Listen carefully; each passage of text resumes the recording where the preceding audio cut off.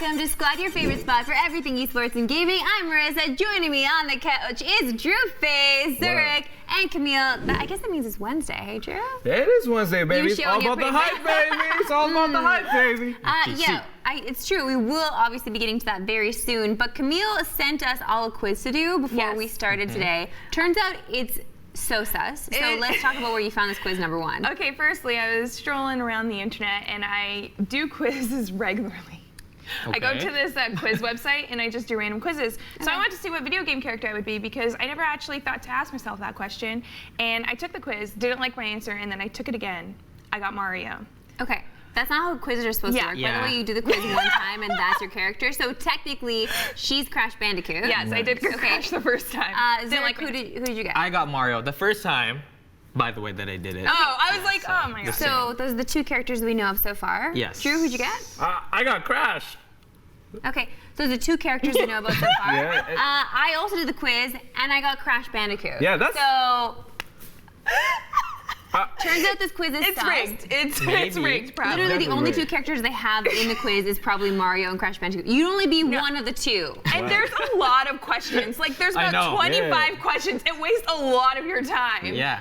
Some of them, I don't even know if it really matters. Like, you know these quizzes, they'll ask you, like, what do you like to wear when you first wake up at noon, you know? And it's like, I don't know how this contributes to knowing what character I am. It's not. A lot of the questions were about, like, what's your dream job? Professional chef. What would you love to buy if you had money? Kitchen utensils. Actually, there's a question on the quiz. It was like, what type of game do you like? It didn't have fighting games on it. Yeah. I'm a fighting game dude. Yeah, I was like, what do I pick? It's rigged from the start. I picked rhythm games. Like, it had rhythm games, but it didn't have fighting games. What kind of list is this? Okay, fine. Then what character would you identify as? Or who would you identify as? Tasmania. Devil. So wait, then you would be more Crash than Mario. Absolutely. Okay, so that makes pretty sense. accurate. Pretty accurate. I love how he's like so on the nose with it. Like, no, Tasmania, that was me. So the quiz actually is right. We're all just a bunch of Marios. No, there was no KK slider. I would have loved to receive a KK slider. He wasn't one of the pitchers for the question, I know, and I thought he was an option, but whatever. This is BS. Don't take it. Yeah, don't ever take those quizzes. It is rigged. Yeah. Enough quiz talk. Let's get to the show. Later, Marissa and I will go toe to toe in a minute. Plus, we have a new game files about roguelikes. Matt will also bring you the newest news and report it. But first, Zurich and I will go down to break down the action from VSFighting on Inside Esports.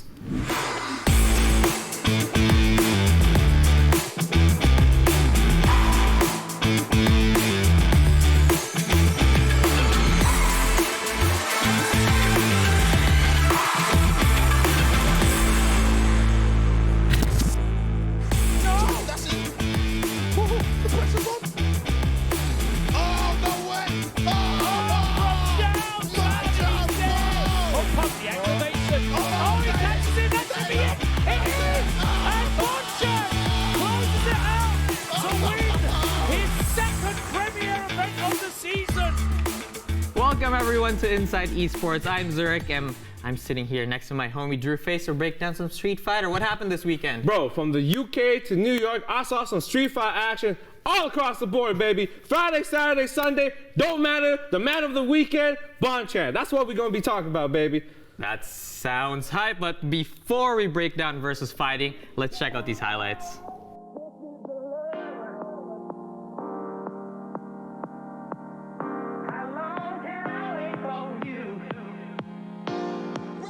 He's got his Nadeshko's there. He's not even. Yeah. Oh, no, the command grab. That was sick. No. Try to dash in. Oh, the pressure's on.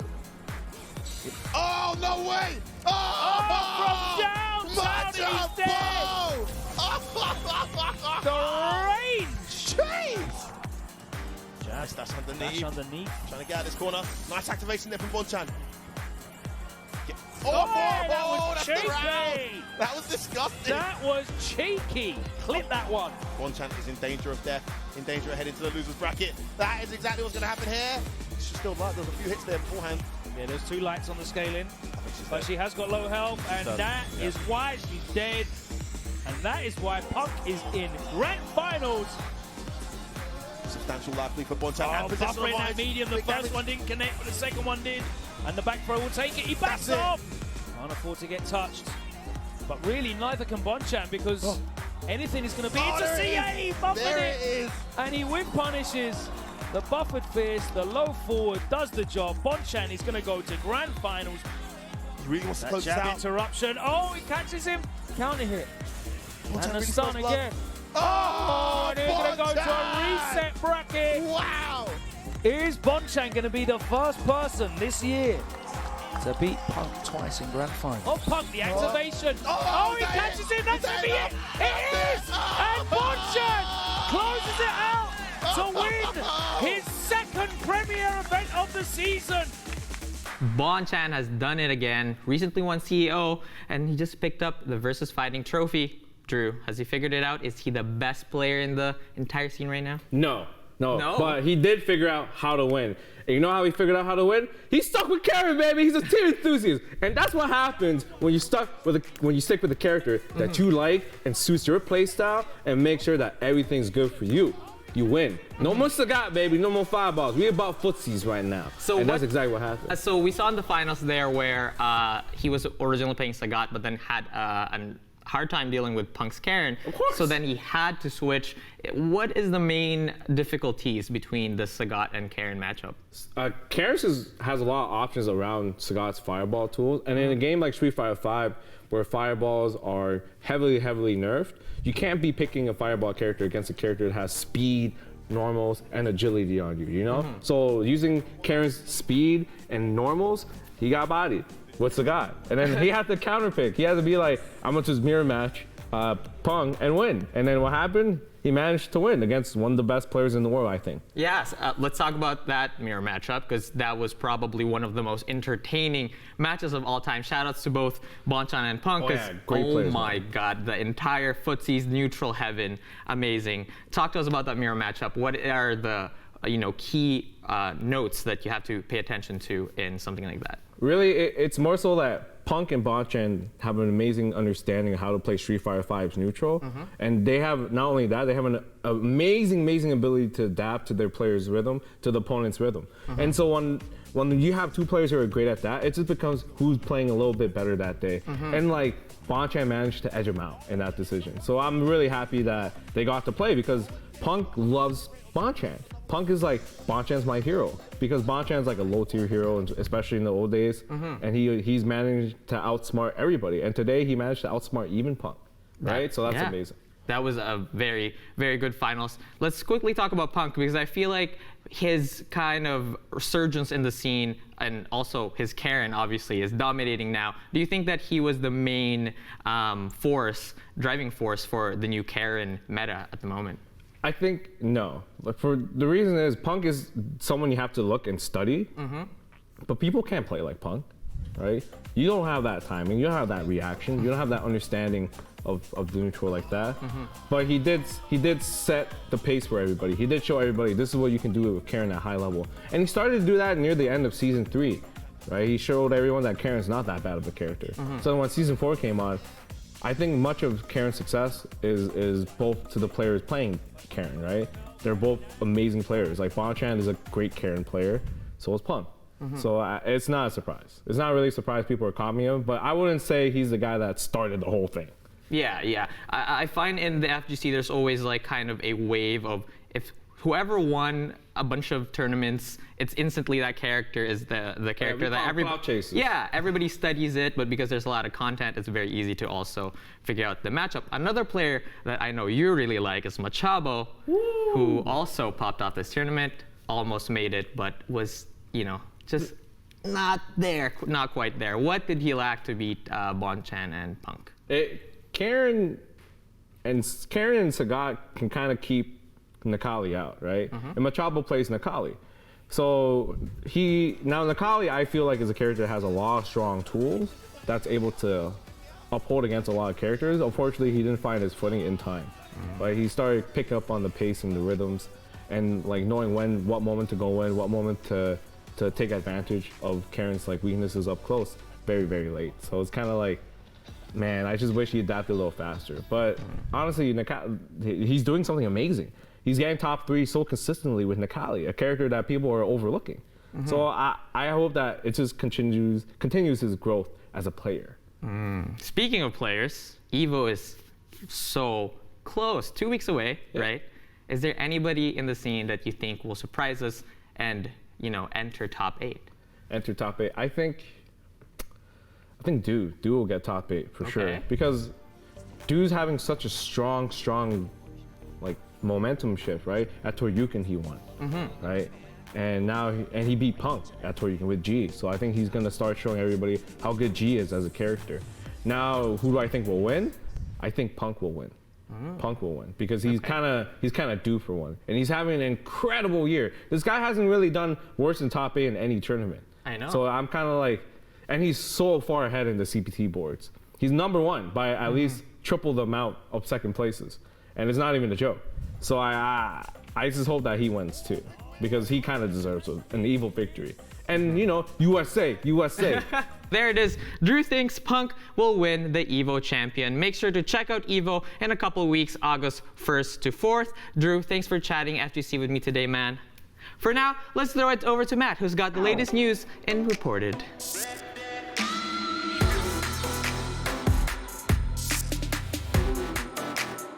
Maybe the middle of the week, but somehow the news hasn't decided to take a break, which is good because the biggest League of Legends story came to a dramatic climax last night. Riot Games announced that Echo Fox, one of the 10 franchise teams in the LCS, has agreed to sell its spot in the league. This comes after the org was given 60 days to remove Amit Rezada, a minority owner who used racist language against Echo Fox founder Rick Fox and others in emails. Riot deemed that it was a breach of the LCS rules of conduct and gave Echo Fox 2 options: remove Rezada or sell its LCS spot. For whatever reason, it's come to the latter. Echo Fox will finish out the summer split, but at the end will receive a portion of the proceeds that Riot will make upon its sale. As for who will buy the team, ESPN reports that Cronky Sports and Entertainment is the rumored ownership group looking to buy in. All told, this is the 3rd time since June an LCS team has been sold, following Optic Gaming and Clutch Gaming sales. There's still a way to go before this story comes to an end, but at least the end is now in sight.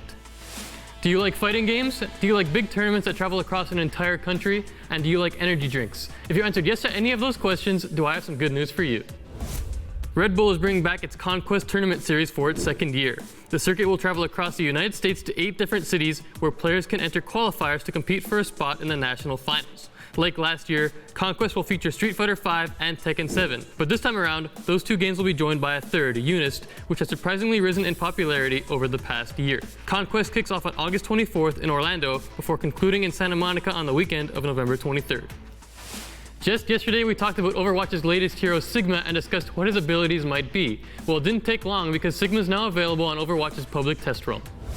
Sigma, whose real name is Dr. Siebren de Kuiper, is a tank hero specializing in weaponizing gravity. His primary weapon is a pair of hyperspheres, 2 spheres with medium range that can bounce off walls. Sigma's main ability is Experimental Barrier, which lets him deploy a shield that works much like Reinhardt's shield, except it can be placed wherever. He can also create a mini black hole that can absorb projectiles, as well as a large boulder to throw at faraway targets. Sigma's ultimate is Gravitic Flux, which launches enemies into the air and slams them back down when it ends. All told, Sigma is slow but very hardy, and we'll see how he'll handle in-game when he goes live sometime in August.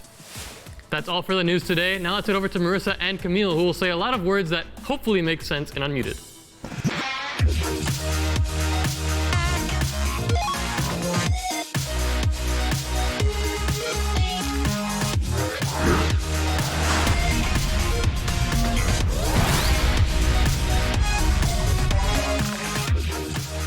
Welcome to Unmuted. We got your gaming and esports hot topics, hot quiz, the spiciest memes. Let's run it down for the noobs.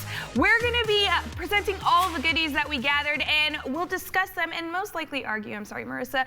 But luckily for all of us, there's a mute button here, and we could only use it once to shut the other up. I was trying to get into your shot and like show off my nose, but I didn't make it in time. Listen, we like it when you call us out when we're wrong and praise us when we're spin truth, so let's get to it, shall we? Our first story, we're gonna kick it off with the biggest news of the month, Echo Fox's LCS spot. According to an ESPN report, Cronky Sports and Entertainment is purchasing Echo Fox's LCS spot after its failure to get rid of a racist shareholder. The deal still has yet to be approved, but this will probably be a done deal considering the rumored $30 million is not something anybody can just pony up.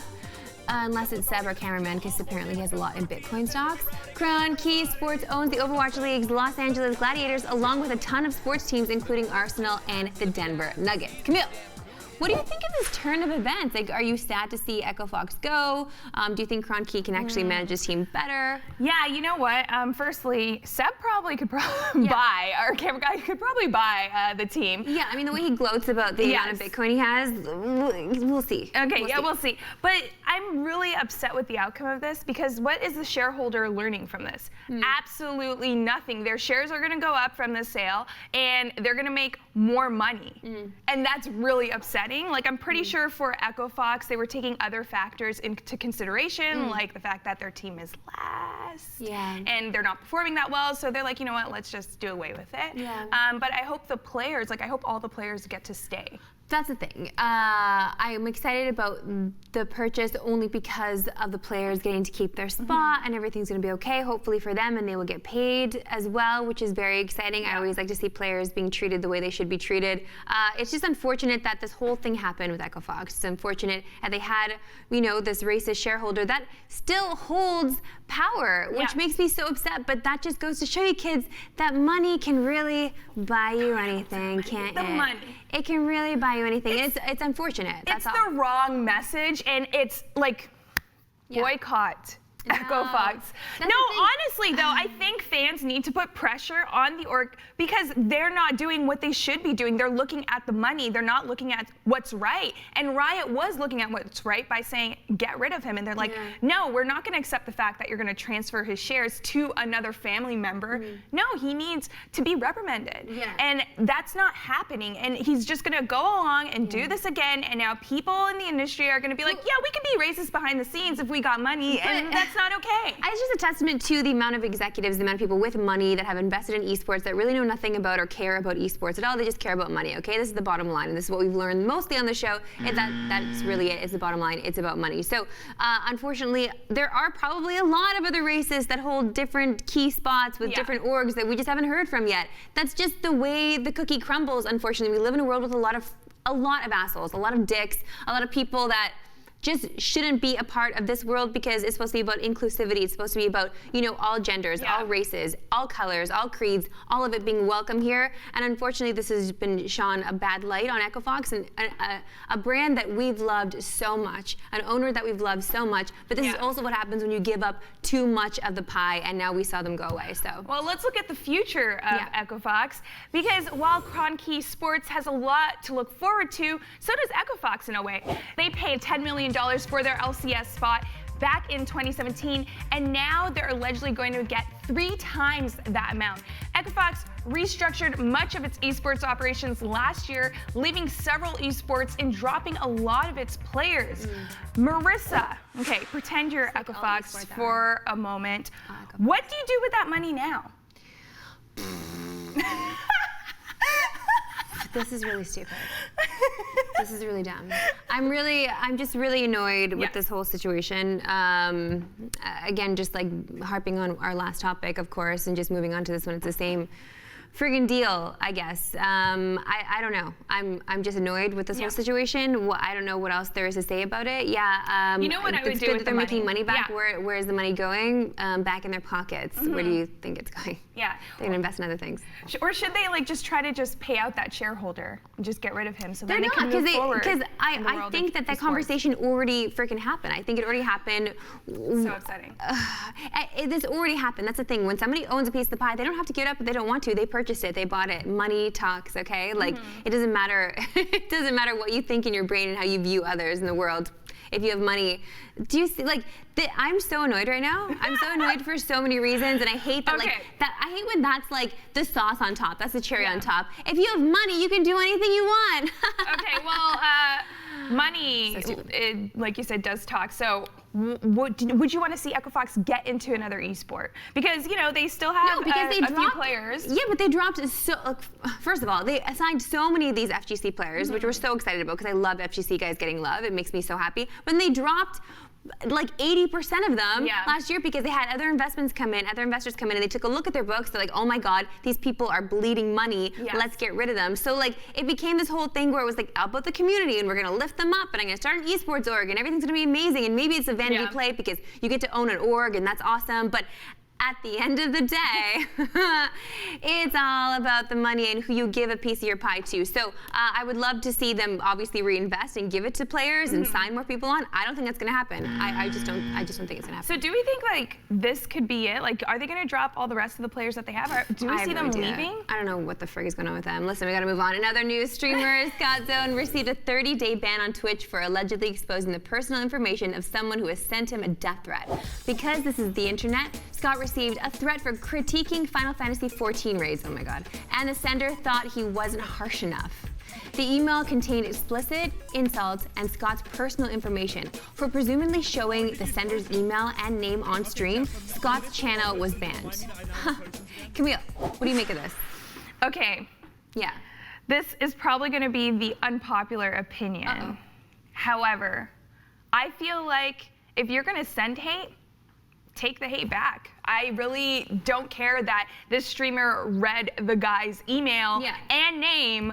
Like, just because he's not in the public eye, but he feels like behind a computer because someone's streaming, he could send all this hate to that one guy. Well, you're gonna have to take that hate back. Yeah, I don't think that's an unpopular opinion. I think that's what most people would think. If you're getting trolled, for sure, you deserve to get trolled back. And you know what? If you're gonna send me your I really want to swear, with all your information, I'm gonna put it out there, okay? Like, I also have the option and have thought about putting people on blast that have sent me dick pics or whatever it is in my DMs that like, oh, you've gotten some really bad ones. The DMs that get sent sometimes because, you know, we work in esports, so our DMs are open. We have a select folder, an other folder that we could look in if we're feeling spicy.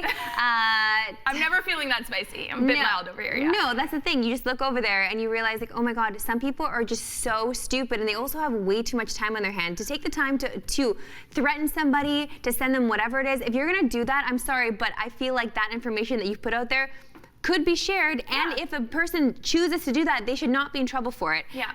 Like, yes, stand behind what you're saying. Don't be afraid and then play the victim because you were victimizing someone else. Yeah, but Camille, that's what cowards do.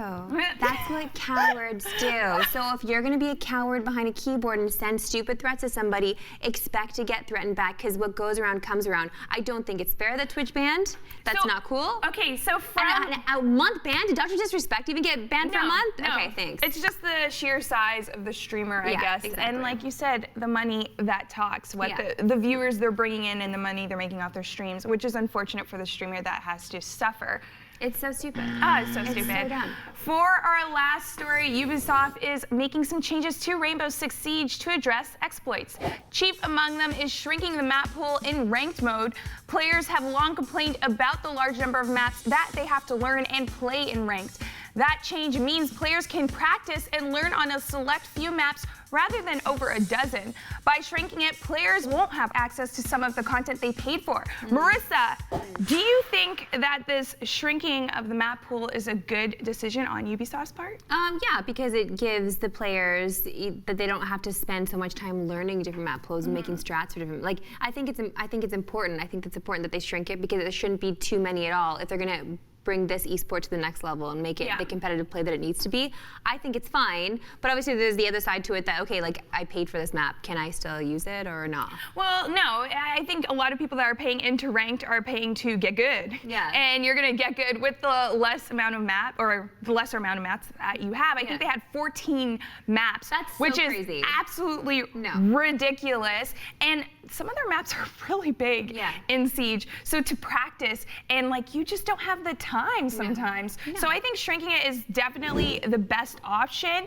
But sometimes with these changes, you are gonna have those fans that just bought ranked to see how they would do and do like the selection of maps. So I wonder if they're gonna get any pushback from any of their I feel like they should be, players. they should get, I guess they won't ever get money back. That's not the way things work. But get something, maybe some skins or something or unlock other heroes in advance or something. Get something in place of taking away the maps that they had purchased. That would be nice. There needs to be some kind of incentive there for buyers. But no, I 100% agree. There's way too many maps. That's friggin' crazy. Also, they also have to learn about these operators as well. And there's so many different operators to learn. There's a lot of different operators. Of course, they'll probably main one, but there's a lot in Siege. Siege is a hard game. Lisa Ray told us yesterday that she still did not beat the tutorial. So oh my God, hasn't she been playing this for a minute? What the heck, Lisa? No, that's the thing. It's really difficult. It's very difficult to learn. There's a huge barrier of entry there. Yeah. And making this huge map pool only makes it more difficult for people to get into it. So, and also for the casters too, like there's a lot to learn there. So no, I like that they had to shrink it. It should be kept small. I feel like 5 is the perfect amount for esports, and that should go no further than that. Well, let's see if they do that. Yeah. All right, it's time to check in with streamers in Clip It. In our first clip, Nymph is watching in our first clip, Nymph is watching an IRL streamer from porn star Sasha Grey when he notices something in the background. Dude, look at this guy. 100% a horny stream sniper. 100%. Should I approach her? I don't know. Can I? Will I? Keeps looking at his phone. That's where he's got the stream. I don't know if I have it in me.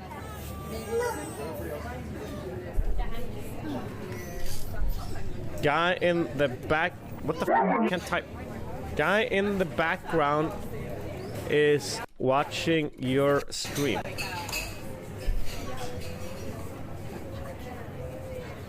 She's gonna ignore that. I should have turned wait, I have my check mark on this one. Snitching, oh my bad. Wait, he's gonna read that now.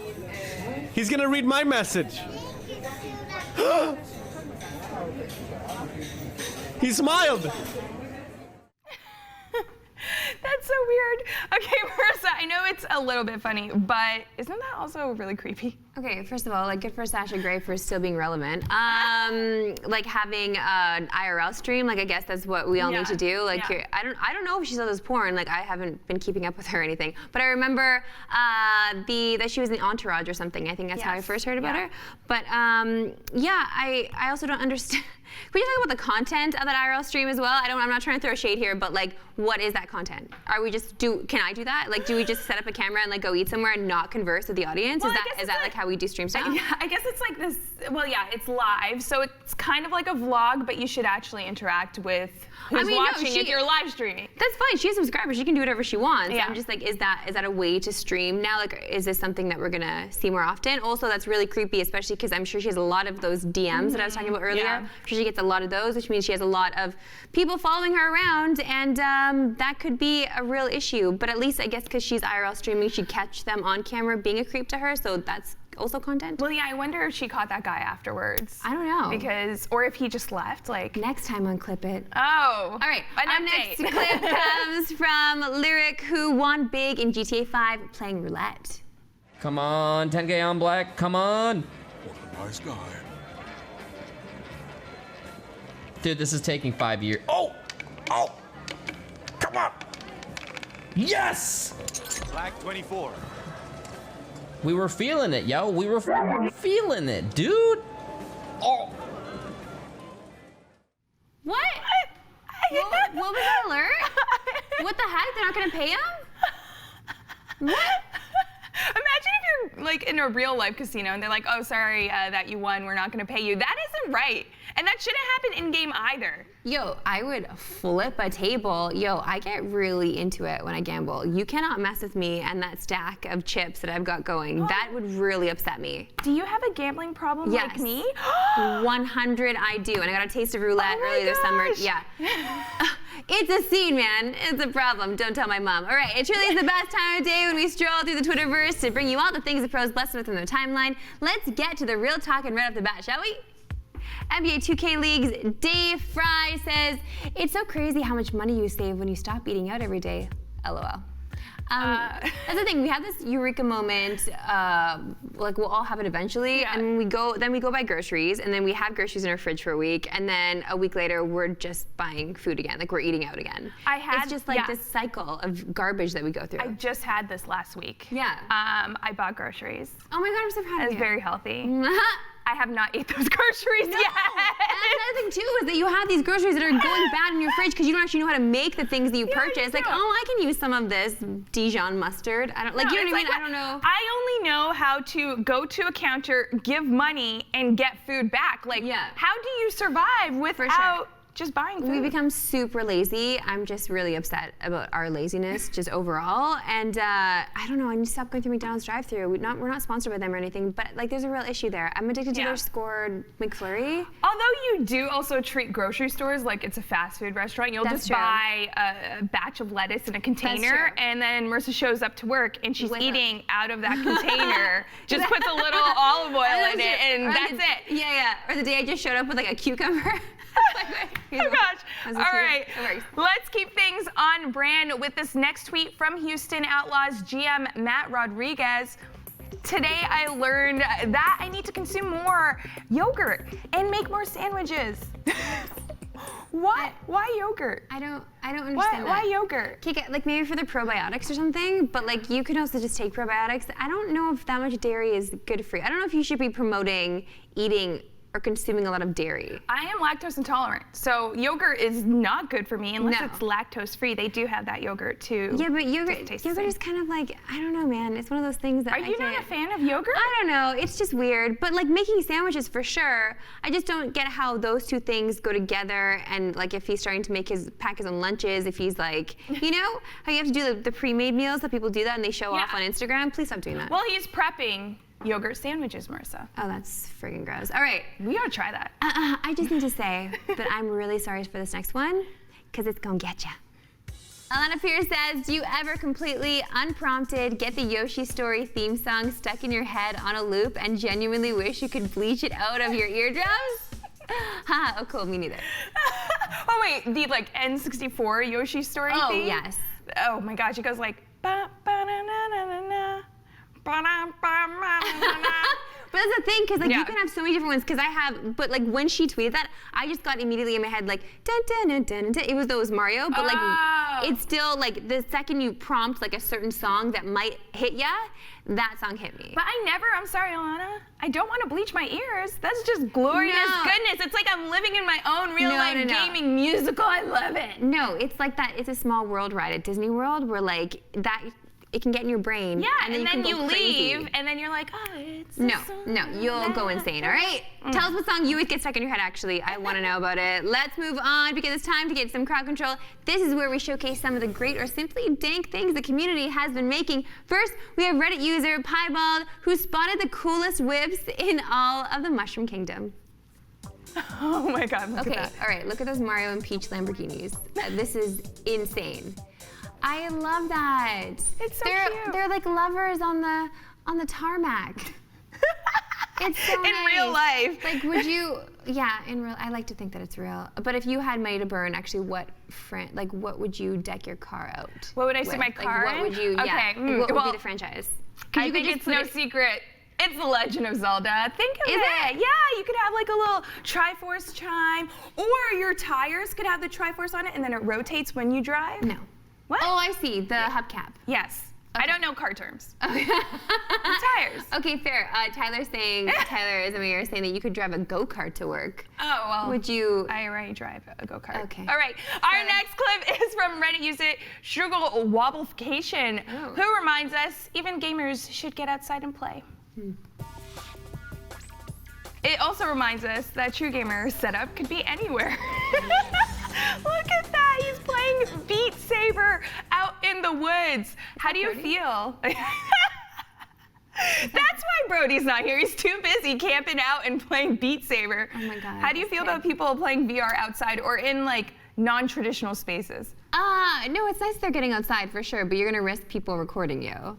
And that's exactly what happened there. I mean, whatever. If that's how you're gonna get your fresh air. No, I don't like it. Get some exercise. He's moving around. He's gonna close that circle. If he's got one of those watches that he has to close movement circles. Don't do it. It makes me nervous. Imagine if like a cloud comes out of nowhere and it rains. Oh, well, that's No. You don't take that risk. That equipment's expensive. Expensive.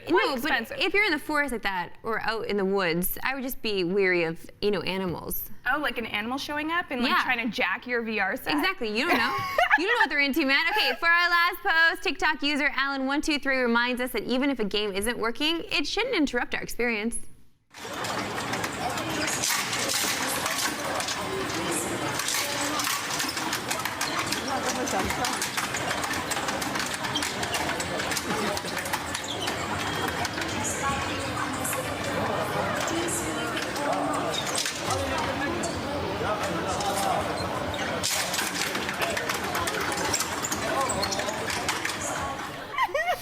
my God, that worker's face, he's full on dead inside. But which is worse? Is it worse being the worker or the guy that like paid for this ride and then some guy just comes up behind him and he's like, wait, this isn't a full-fledged roller coaster VR simulation?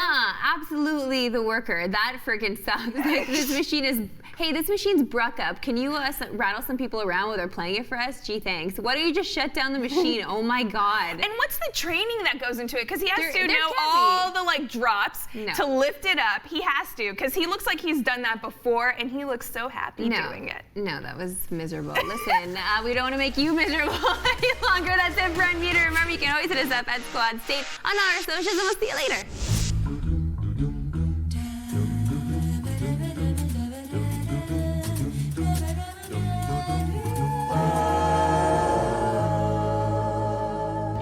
The term roguelike gets thrown around a lot these days, especially if you're a fan of indie games.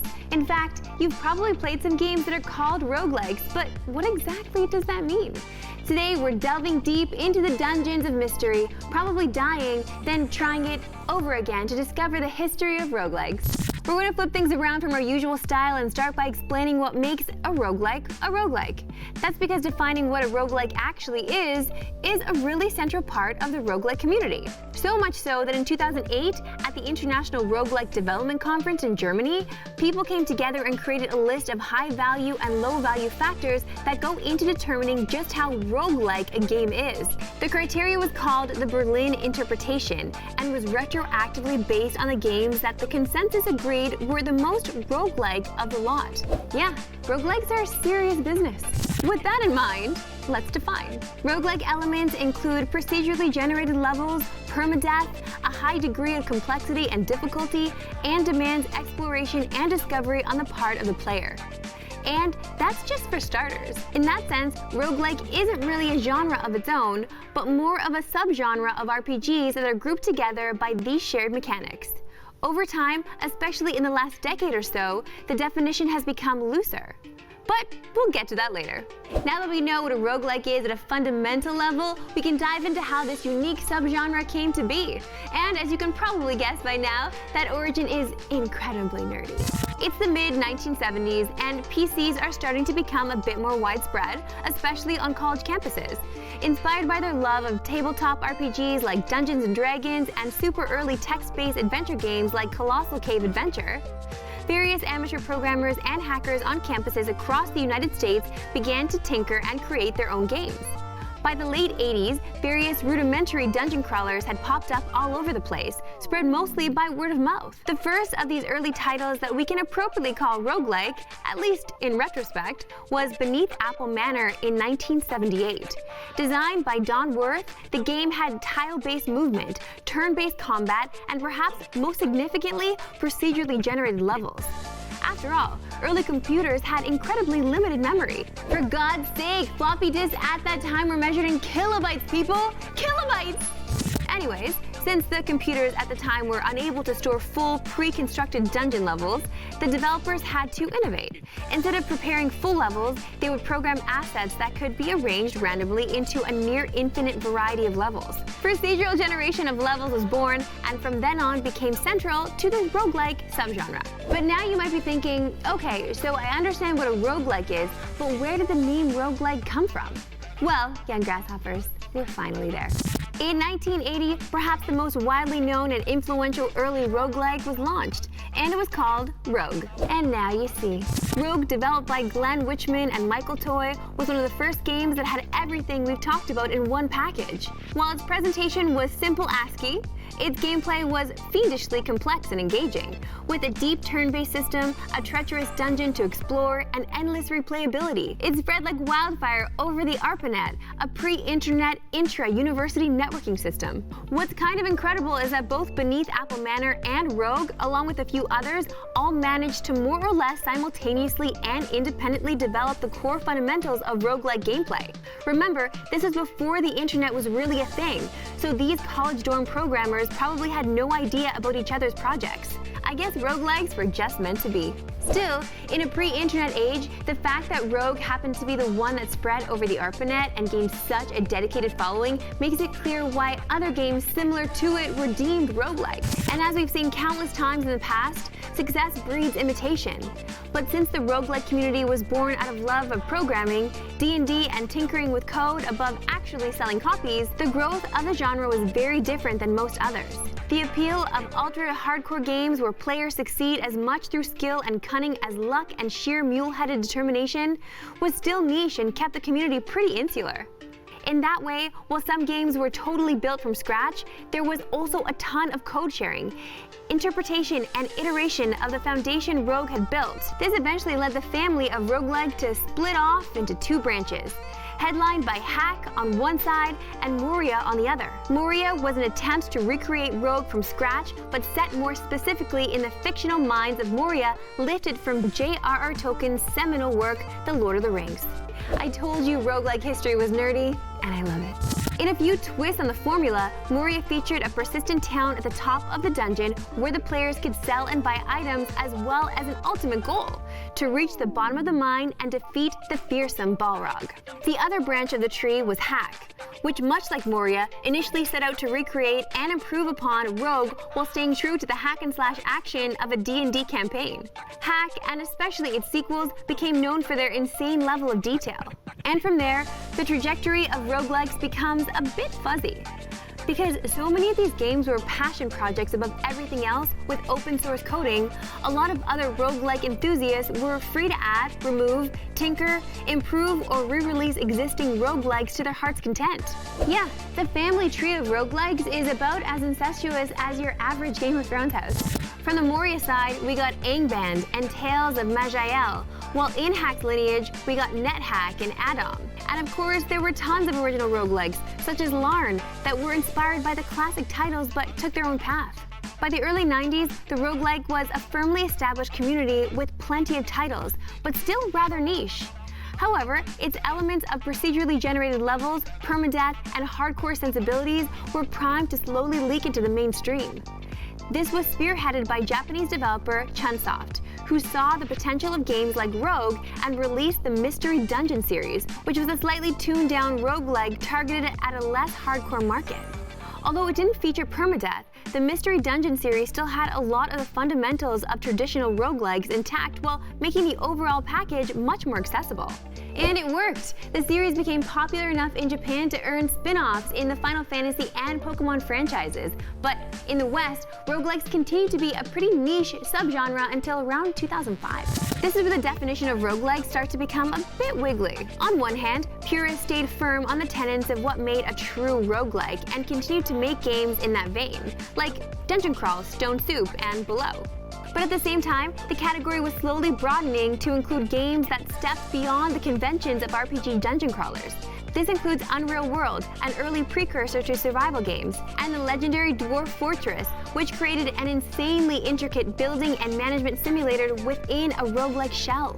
And even more recently, tons of indie developers have taken inspiration from roguelike mechanics while creating all new experiences, leaving some fans to dub these games as roguelite. Perhaps the most important of these transitional games is 2008's Spelunky, which merges roguelike permadeath and random levels with a simpler, streamlined platformer. This unusual combination of easy-to-play platforming and ultra-deep, endlessly challenging roguelike levels made Spelunky massively popular. Spelunky opened the floodgates, and what followed was a tide of games that mashed together roguelike fundamentals with various genres in new and creative ways. The Binding of Isaac is a very slick dungeon crawler for the modern day. Rogue Legacy introduced persistent upgrades into the mix, and FTL took a unit management and strategy angle to the roguelike formula. Even more recently, games like the action-packed Dead Cells, the musically fueled Crypt of the Necrodancer, the bullet hell shooter Nuclear Throne, or the pitch-black RPG Darkest Dungeon are proving that seemingly no genre or style is beyond roguelike's reach. The roguelike subgenre might have an ultra-nerdy, super niche origin in the dorm rooms of college campuses, but right now, it's clear that it is one of the most influential developments in independent gaming ever. The sensibilities that were defined so long ago continue to fuel creativity and innovation to this day. Modern gaming wouldn't be the same without roguelike, and this family tree won't stop growing anytime soon. Okay, now I have to ask, what is your favorite roguelike game? I guess like Dead Cells? For me, it's Spelunky. Oh my gosh, so many people love Spelunky. I love going down in the caves, man, just searching. Each time's a new treasure. Yeah, it's true. Spelunky's a lot of fun. Too. I personally prefer IRL because you only get one life, so. Oh my God, Zurich, what the hell? I'm sorry, it's not true. Can you give me a game? Like, do you have a game that you like to play? Yes, we do have a game. It's not gonna be one of those. No, I wanted a roguelike game. You don't even play roguelike. No, you don't even like them. He's like, he's like, let's just change the topic because I don't even like this game. You guys, it's Ori. It's Ori all the way. Oh yeah, Ori's good. True. Anyway, we have Stick Bolt today. Okay, fine. It's what is it? It's a dodgeball game. It's not a roguelike, not Rocket League. It's dodgeball. We're going to the basics, guys. Remember to dodge, ditch, dive, and dodge. You can dodge a wrench, you can dodge a ball. Yeah, all right, let's right. go to it. So you two go face off because you guys are probably the most competitive with your FGC game Our backgrounds. Oh yeah, that's right. Go at So it. I am And we'll take winner. currently the red player, Okay. and Drew is the You're blue. Monica. I am Monica. Now let's see what the controls are. Drew, what's the name of your character? Oh, okay. My character's name is Bjorn. Bjorn. Yeah. What is this? Well, the thing is with this one, yo. Okay, so that's, Drew, what happened, that's man? I don't know the buttons. Okay, there's a lot of random stuff that happens on the map, so you have to be careful. Okay. Snipe. Yo. Okay. Drew, do you know the basic rules of dodgeball? No, I don't. I don't know how to dodge a You have to catch wrench. it. You gotta catch that. I mean, there's a lot of I don't know how to buttons on the dodge a wrench. controller, but Yo. we're in this. All right. Yo, she's pumped. She's got moves. She's pissed. Do you guys play dodgeball in real life? I actually really like dodgeball. Really? Juking. Yeah. I love how vicious it is. I love watching How do you it. sprint? All right. What is the guy in the middle? He's he a handing out? distraction. He's handing out hot dogs. Okay. I can throw hot dogs. Amazing. Oh, I can charge up my shot. What, you can grab those charge hot up your shot. dogs? Yeah. Okay, you use the triggers to play. Got it. That's Not the right. buttons. Can you guys catch them all? Yes. No. Oh, actually, I don't know. How would you even time it? You gotta time it exactly to catch the ball. No. Oh! But see, if you just keep that speed going, it's that momentum, it's hard for them to dodge. Yeah. I think that's the Why? trick. Oh no! Oh! I got caught. All right. Aren't those like that's not allowed? That's like point blank. Right there. You hit him. What is this button? I'm an FGC guy. I gotta go in. Can you grab that dog? Uh-oh. Hot dog. Hot dog. Uh-oh. Oh, Oh, he's going for the Go for the dog. close kill. No. I'm good. We got this. This game's not bad. Also, why is a hot dog guy in the middle of a dodgeball game? Can you, I want to know if you can get a dog and then like throw it at the opponent. I'm trying to throw the dog. Oh no. No. He's holding up a dog. He's holding up a dog. I want to Oh, dodge. so you can do like up close dodges, okay? Because it's like frame 1 in activation. Hold on. Someone grab the dog. Can you throw it? Oh, I see that strategy, Drew. Using the cart as a shield. Oh, that counts. I didn't know. Oh, All the no. hot dogs that spilled out. We're That's good, we're good. amazing. Oh, so is the hot dog guy done? Yeah, you ruined his cart. They smacked up that cart. Got Here's him. another one. Okay, we got it. One more. Hot dog. One more. Get the dog. Gotta get the dog. Yo, he's Trying to mix up here. Oh! Drew's got a dog. Drew's got a dog. Drew's got a dog. Oh no. Oh. Uh-oh. Run away. No. And the beast keeps Yes. running. We use environments. Oh, Yes! Oh my God, no, that didn't count? God. Oh, we juked him. Oh! We're in this. Why We're in does this. that not count if it We're goes in off this. the We're wall? I in have this. no I idea. know, We're that in like, this. I don't get Drew that. was using tactics and it didn't work in his favor. Drew is staying close to the cart, using it as okay. shield, That's smart. It's then smart. poking out. Oh, I got him with a hot Oh, dog. but I have the ball. Yeah, you can use the hot dog and throw it at people. But I guess it just acts as a stun. Yeah, it acts like a stun. No. Oh, you Oh, caught you it. caught it. he That's how you caught catch it. it. How did you catch it, Drew? So, It's a trigger. Trigger? yeah. Oh my God, this game's so tense. Oh, No, I'm Yo, just yo. pressing triggers here. This is bad. Oh, I think you're panicking, I'm good, Zurich. I am. You're panicking. This is intense. Zurich is not like you. This is You're usually intense. very good under pressure. This is intense. Oh. Okay, Drew. What up? Drew. What up? Drew. What up, dog? Drew. Yo, I'm Don't using do it too, baby. Don't Look. do it. Oh, it Drew dropped. lost it drops after a certain amount of time. Where did the ball go? Oh, you got it. Caught it. Oh no! Run! No! Oh, you caught it again. Dude, bounced off the cart. Oh no! I got it. So R1 is like a little tap, but R2 is the You gotta throw. get him out. Yeah, the throw. So, it's a tied up I thought I could grab it right there. R1 you can grab it. R2 you can throw it at them. You can whip it at them. Is it like standard dodgeball gear to wear your shorts up high? Like Drew's character? Yeah. Yeah, because there's always potential of, you know, getting some kind of knee burn on the gym floor. It's so hard to aim. It's very dangerous, dodgeball. It is. Drew, you can't have the hot dog and a ball. I'm sorry. I'm greedy. Oh, God. Oh, I went the wrong way. Yo, Come on. Oh, no. Oh, my God. Oh, no. Right to him. Right to him. Let's do it. Comeback season. They're this is really finals. Game 3. No. I Game 3, baby. Yeah. So when you're stunned, you can also. Oh, got it. One more hit. So when you're stunned, you can actually like tackle them to get the ball off of them. Oh. Yeah. No, nice shot. Very nice shot. This is a close one. You guys are really well even enough. Oh, got it. You did the hot dog. Yeah, got it. Come on. Oh no. Your Drew got it. Uh-oh. No! What up, Holmes? Dude. Marissa, do you want I feel like you have to keep your run going. You have to play it's like arcade. All right. I will give this a try. Since you know the meta now, so can you explain it to Camille before she? So basically, R1 is you can either like hold it, and when you have the ball, it's like a block, especially when you have the hot dog. Okay. But then you have to be aimed in the direction of where the opponent's going. How do I do the speed dash? L2, I guess we're doing. L2. Okay. It's a dive. Oh my! I dived right into that. Yeah. Okay. Drew's got it. He's downloaded it. So R1 does grab stuff, so that's how you also catch. Yeah.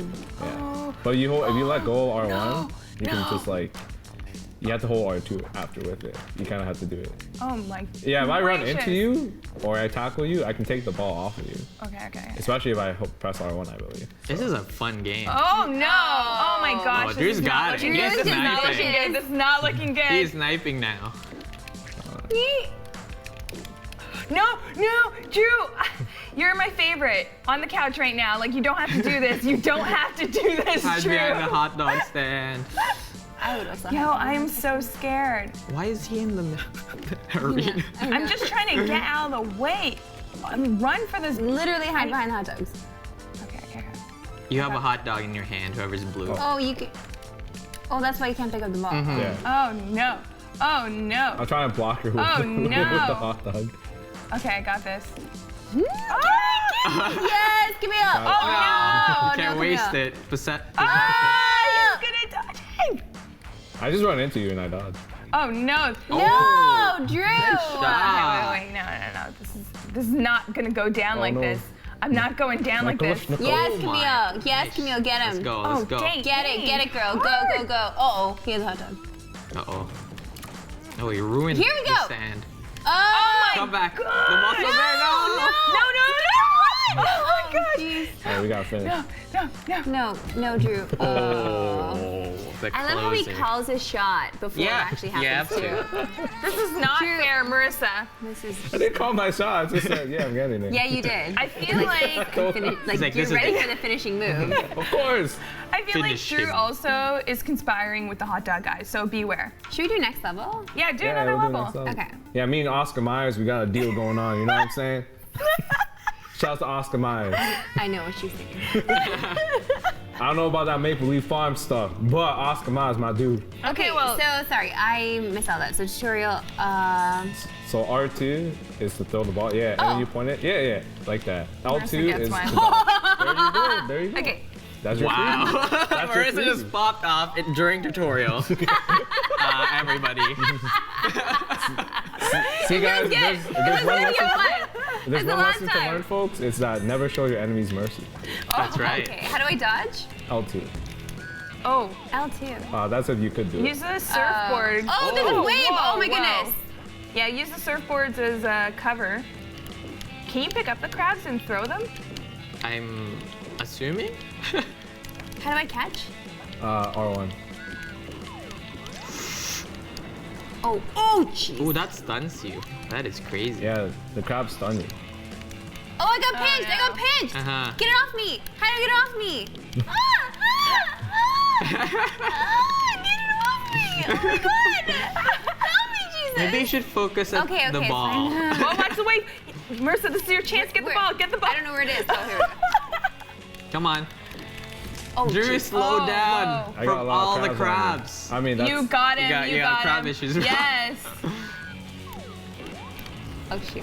Oh, no! Oh, no, we got screwed. You both are out. You both are out. Give me. Oh, throw that. Oh, dang. Oh, you can break it, so. Oh, you. Nice. You picked up a jellyfish?